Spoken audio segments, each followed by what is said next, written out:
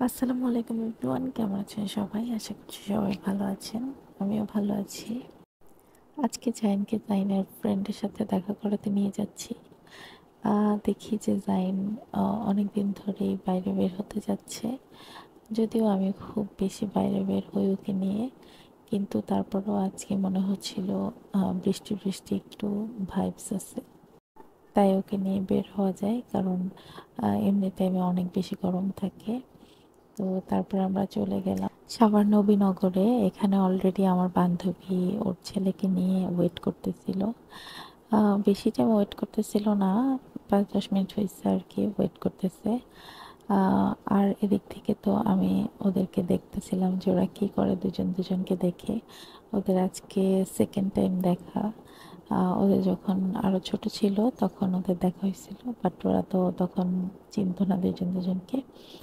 তো দেখলাম দুইজন দুজনকে দেখে ভালো একটু লজ্জা লজ্জা পাচ্ছিল, আবার খেলতেও চাচ্ছিল।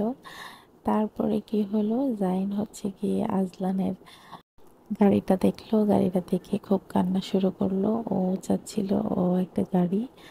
এখন আমাকে বলতেছিল, মা আমাকে এই গাড়িটা দাও। তো আমি বলতেছি, না মা এই গাড়িটা ওর। তারপরে কি করলো, সুস্মিতা আবার হচ্ছে গিয়ে ওকে একটা গাড়ি বের করে দিল ওর ব্যাগের থেকে।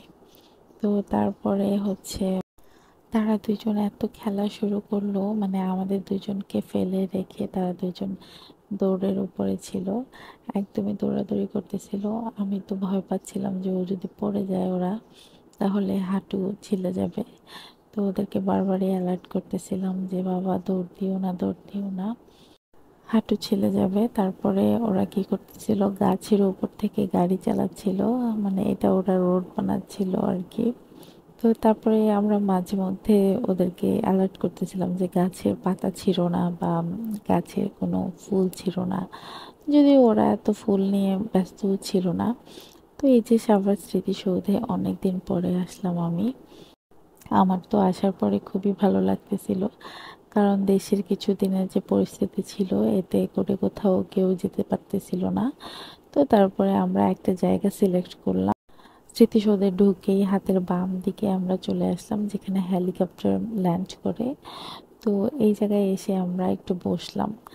ভাই রে ভাই, এইটুকু বাচ্চা নিয়ে কোনো জায়গায় বের হওয়া যে কতটা টাফ, সেটা মানে দুইজনে সেদিন টের পাইছি। কারণ হচ্ছে ওরা হচ্ছে গিয়ে এরকম যে ওদেরকে কেউই কোনো কথা বলে শোনাইতে পারতেছিলাম না। তো সুস্মিতা ওর ছেলের সাথে রাগ করতেছিল এই টাইমে। ওদের সাথে রাগাটাগি করলে আমাদের ছোটবেলার কথা আমরা দুইজনে বলে ফেলি।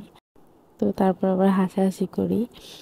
সবচেয়ে মজার জিনিস এই ছিল যে দুইজন দুজনের অনেক অনেক দিনের কথা শেয়ার করব হয়তো সামনাসামনি। ফোনে কথা হলেও তো কত কথা থেকে যায়।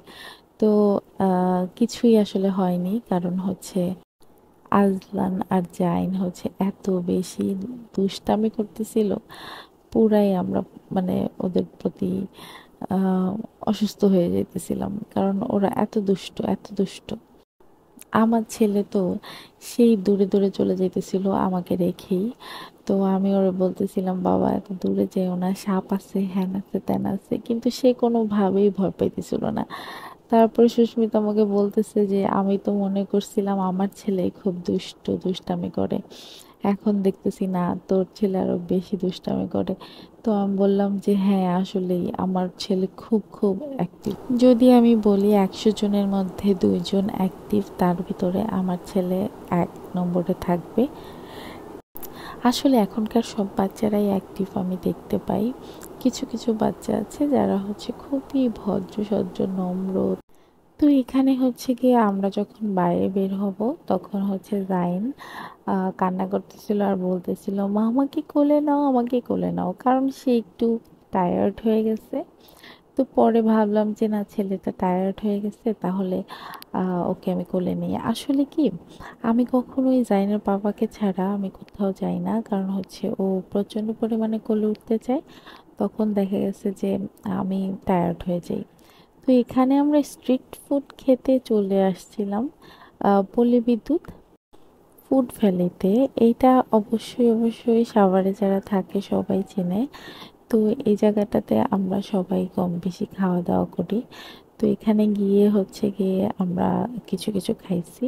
ও তার আগে আমরা একটু কুটির শিল্পতে গেছিলাম। তো এখানে গিয়ে এই মাছগুলো কিনেছিল আমার বান্ধবী ওর অ্যাকোরিয়ামের জন্য। তো জাইনও প্রচণ্ড পরিমাণে অ্যাকোরিয়ামের জন্য পাগল হয়েছে কিছুদিন ধরেই।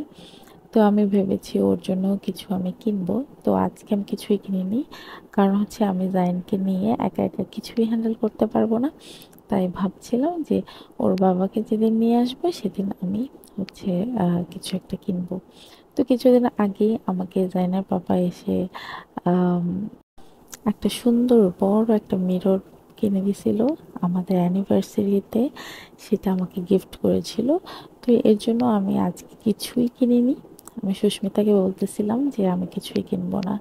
বাই দ্য ওয়ে, ওখানে গিয়ে আমরা বার্গার খেয়েছি, ফুচকা খেয়েছি, তারপরে হচ্ছে চিকেন বল খেয়েছি। ফুচকাট মামাটা আর যে দোকান, এই এই যে এটা সেই দোকান। এই দোকানের ভিতরের ফুচকাটা খুবই মজা। আমি ভেবেছিলাম কি পানিপুরি খাবো, কিন্তু এখন দেখলাম যে আসলে পানিপুরি আর ফুচকাটা একই জিনিস দিয়ে ওরা মেক করতেছে। তার জন্য আর পানিপুরিটা খাই নাই।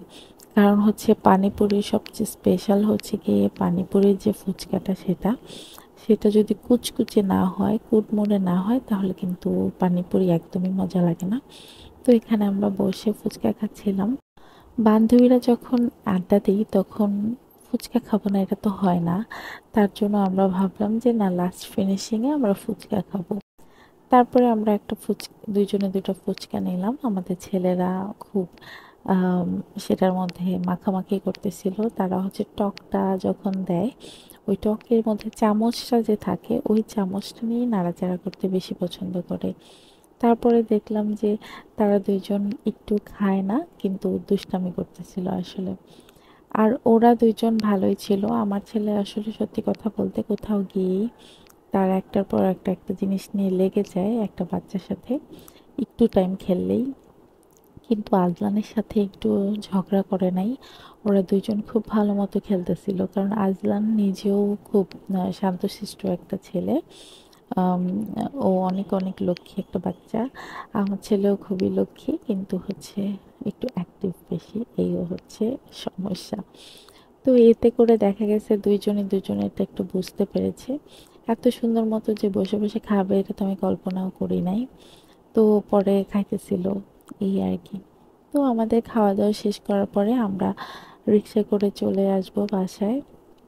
সুস্মিতাও একটা রিক্সা নিচ্ছিল ওর বাসায় যাওয়ার জন্য, আমিও আমার বাসায় যাওয়ার জন্য একটা রিক্সা নিচ্ছিলাম, কারণ আমার নবীনগর পর্যন্ত রিক্সায় আসতে হয়। তো এখানে বসে জাইন আমাকে জিজ্ঞেস করতেছিল, মা আমি কি করেছি, আমি তো কিছু করি নাই। মানে আজলান কেন চলে গেল, এই জন্য আমাকে এটা বলতেছিল। আর বাসায় এসে ফোন দিছে সুস্মিতা, তখন ও আমাকে বলল যে আজলান নাকি জিজ্ঞেস করতেছে যে মা আন্টি কোথায় গেল, মানে আমি কোথায় চলে গেলাম, এর জন্য ও নাকি কান্নাও করছে রিক্সাতে। তো এই হচ্ছে গিয়ে কাহিনী। তো আজকে দিনটা আমাদের খুবই ভালো কাটছে। এই ব্লগের মধ্যে এতটুকুই আজকে ছিল। আপনারা সবাই ভালো থাকবেন, সুস্থ থাকবেন, আমাদের জন্য দোয়া করবেন। আর আমার চ্যানেলটা অবশ্যই অবশ্যই সাবস্ক্রাইব করবেন। আল্লাহ হাফেজ।